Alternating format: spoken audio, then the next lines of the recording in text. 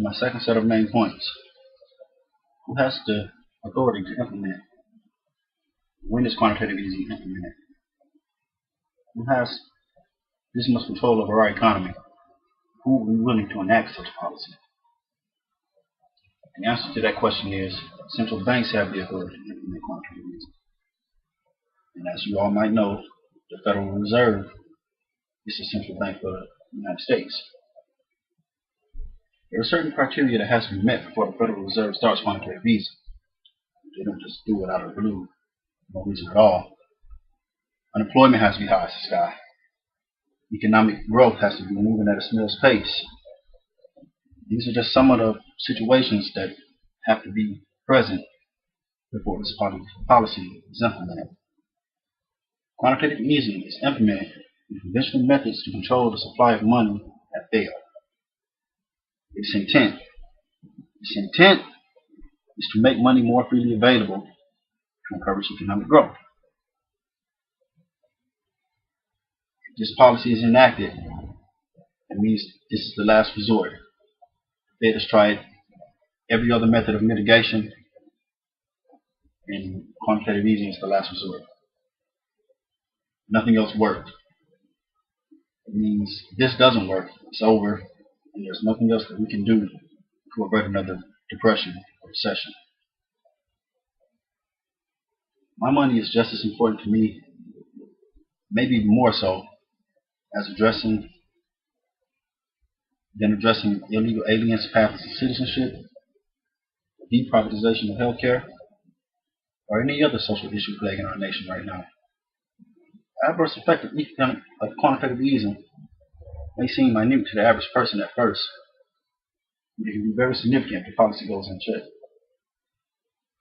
If the price of basic goods skyrocketed, as they did in Germany in the 1920s, you'd be willing to take out a payday loan, put a lien on your vehicle just to afford bread and milk?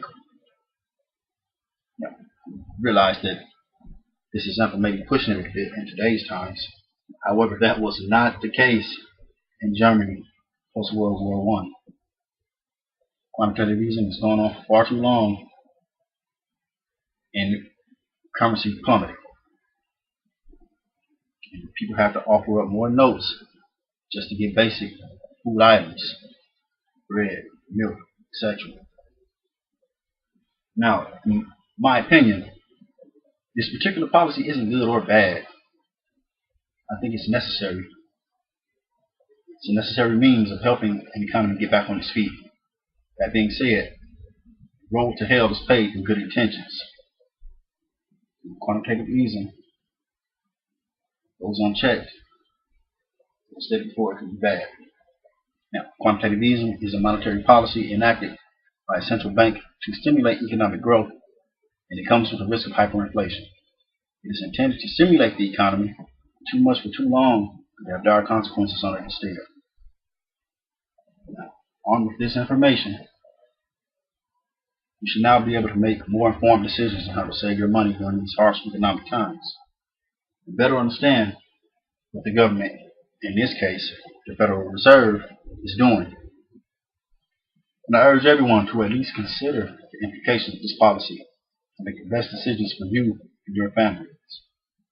Put your money where it will do you the most good. Rethink traditional investment strategies. Protest if the Fed goes too far.